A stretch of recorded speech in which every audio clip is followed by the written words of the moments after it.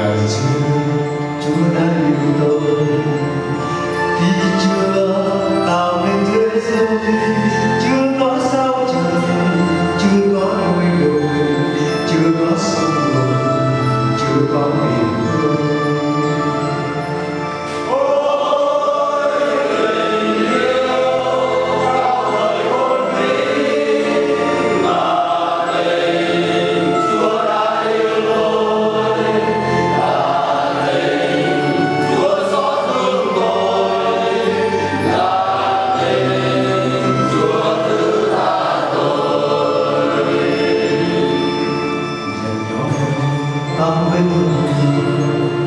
Anh ngôn cùng chung sự sống như ánh mắt trời dưới ánh muôn đồi trong trái tim Ngài Chúa của tôi.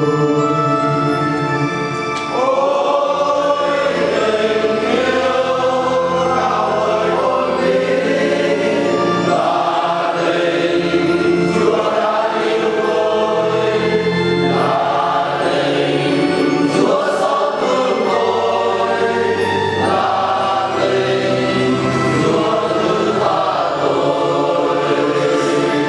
Ngày nay Chúa vẫn yêu tôi, sai tôi làm nghe thế giới nên sáng dối người, nên mỗi muôn người cầm muốn như trời rêu rao niềm vui.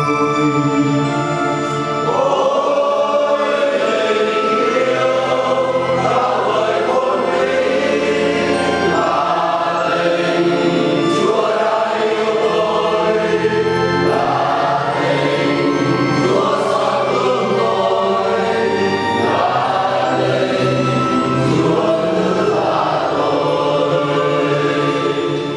Vì yêu Chúa đã tâm tôi, vì tôi vẫn còn sức yêu lên chân cao vời theo bước chân Ngài dâng cho